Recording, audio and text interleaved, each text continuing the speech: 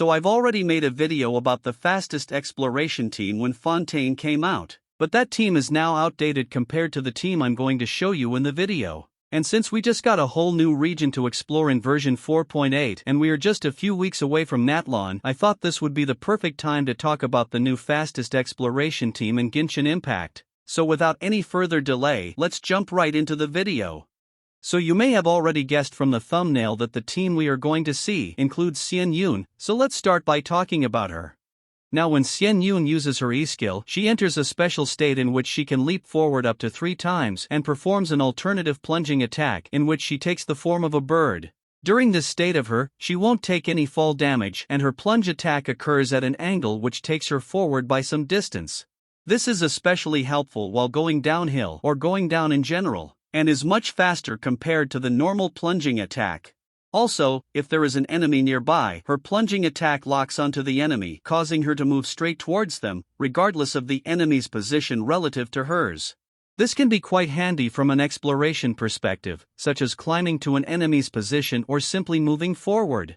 Additionally, if you don't use her special plunging attack, her elemental skill cooldown gets decreased by 3 seconds. And since you don't need to use her plunging attack on the ground, you can use her elemental skill more frequently while traversing along the ground, which makes her effective at covering ground distances, especially on uneven surfaces or when climbing stairs. And if that's not enough, her passive talent increases the gliding speed of your own party members by 15%, which is very helpful for covering large distances in the air. So overall, she brings in a lot of value to the team and is very helpful for exploration. Now it'd be unfair to not mention Wanderer when talking about an exploration team because of how good he is in the overworld. So what he does is, after using his elemental skill, he leaps into the air and goes into the hovering state. And he consumes Koguryoku points instead of stamina to maintain this state.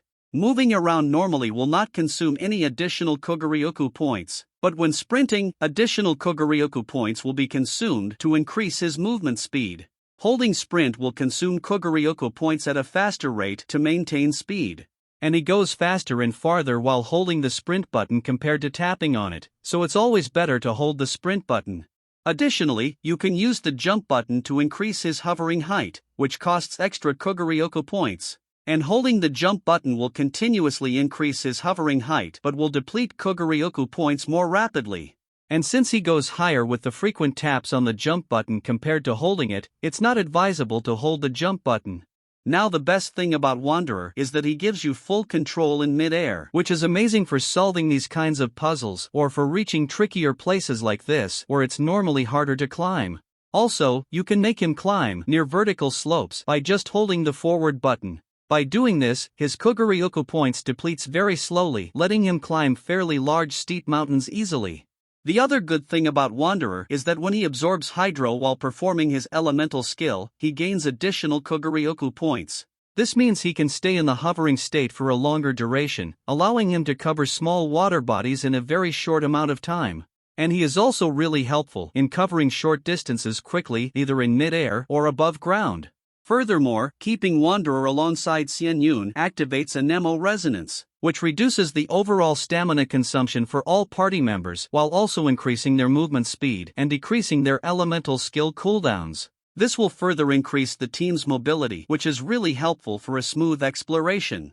And even though Wanderer and Xian Yun are enough for faster exploration in most of the situations, you'll need someone to fill in between their cooldowns and who can cover more ground distance.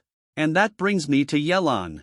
She has an ability of running at a very high speed continuously for up to 3 seconds when you hold her elemental skill. This ability of Yelan is really helpful for covering ground distances effectively, especially when going through an inclined road or slightly inclined mountains. Also, having a bow user in the team is quite beneficial for doing these kinds of puzzles that require shooting at certain targets. All of this makes her a valuable addition to an already amazing exploration team. But when it comes to crossing large bodies of water, no one is better than Furina. As whenever she uses her elemental skill, she gains the ability to walk on the water's surface for 30 seconds. And since the cooldown on her elemental skill is only 20 seconds, which is 10 seconds lower than its duration, you can use her elemental skill back to back to let her walk upon the water surface for as long as you want. so she can cross any water surface regardless of its size, and that's why she is the best character to cross large bodies of water. Here's a sample of how fast this team is and why I call this the fastest exploration team in Genshin Impact.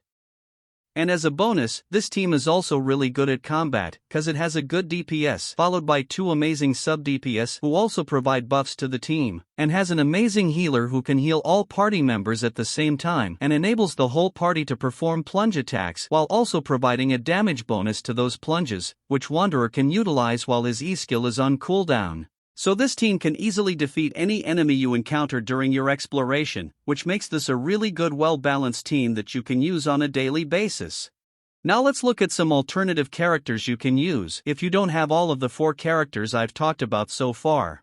Let's start with Karara, who uses her elemental skill to transform into a cat and travels at a high speed on the ground and climbs walls or mountains. This skill lasts for up to 10 seconds, which lets her climb high places easily, and it also lets her cover a good amount of distance on the ground, making her good for both ground coverage as well as for climbing walls and mountains. The next character I want to talk about is Sayu. When you hold her elemental skill, she goes into a rolling mode where she continuously rolls for up to 10 seconds. Her rolling speed is really fast, which lets her cover a large ground distance in a very short amount of time. Also, she can absorb elements in this state, so if she comes into contact with cryo during her rolls, she can use the cryo-infused rolls to create ice bridges above water, which can be helpful for covering small bodies of water. And as a bonus, when she is in the party, none of your party members will scare away the crystal flies, which makes it much easier to capture them. This also works on all of these living creatures under the other subcategory of living beings. Moving on to the only 2 characters having an alternate sprint. So unlike other characters having a normal sprint, these 2 can transform themselves into their respective elements while sprinting to move at a higher speed compared to a normal sprint. And the best thing about the alternate sprint is that it lets them move swiftly upon the water surface, which is very helpful for crossing reasonably sized water bodies. However, since Ayaka uses the cryo element, she has an advantage over Mona when it comes to moving upon the water's surface, because she can create an ice bridge when she reappears and uses her E-skill, which lets her recover some stamina, with the help of which she can cover a lot more distance upon water compared to Mona. In fact, she was the best character to cross medium to large-sized water bodies before Furina came out, and she was even a part of my previous fastest exploration team, so she is really good for traversing on water and is only second to Furina. The other character who is really good at moving upon water as well as on the ground is Arlecchino. So when you hold her charged attack, she engages in a high-speed movement for up to 5 seconds, where she persistently hovers above the ground or above water. And since she travels at an incredibly fast speed in this state, she can easily cross small to medium-sized water bodies. However, she also kills stamina at an incredibly fast speed, which you should keep in mind while moving upon water, otherwise you may get stuck on the water when she runs out of stamina. And on the ground, you want to pair her with someone who doesn't use stamina for their special movement. This will make it easier for you to manage stamina. Now Lynette is also a really good character whom you can use to travel quickly on the ground, as she also has the ability to travel at a high speed after using her E-skill, and it gets better at C4, which gives her 2 initial charges on her E-skill. This not only lets her travel double the distance but also enables her to use her E-skill more frequently, which makes her really effective in traversing along the ground. However, even at C4, she is not as good as Sayu in terms of covering a large distance. So if you need to choose between them, go with Sayu. Now since Nuvalet hovers above the ground when you hold his charged attack, you can use him in this state to cross small bodies of water and for climbing slightly inclined mountains, making him another good option for exploration.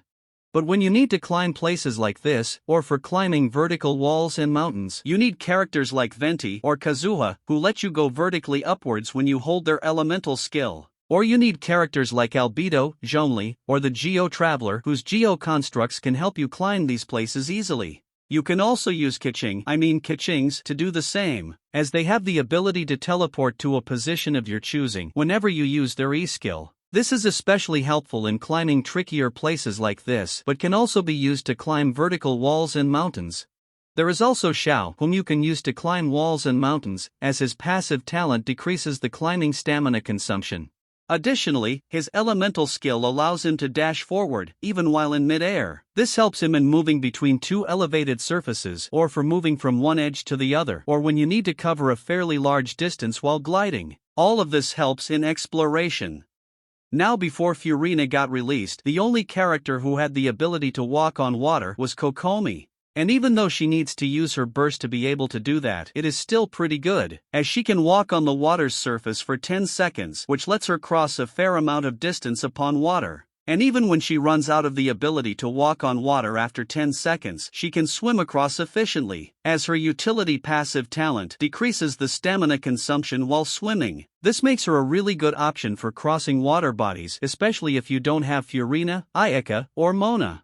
Now, if you don't have any of the characters I've shown so far in the video, then you can put any 2 Anemo characters in the party to activate Anemo Resonance, whose passive effect is amazing for exploration. Then you can keep Amber in the party due to her passive talent that decreases stamina consumption while gliding. Also, try to get this gadget by reaching Reputation level 5 in Inazuma, because this gadget increases the gliding speed by 30% for 30 seconds, which lets you cover a lot of distance by air. And in the 4th slot, you can put Kaya, due to his passive talent that decreases stamina consumption while sprinting. And with this, you've got a very beginner-friendly team, which is quite good for exploration, and you can use this team in case you're just starting out and don't have a lot of characters. And that's it for this video. Let me know if you've any doubts in the comments, and I'll see you guys in my next video. See ya!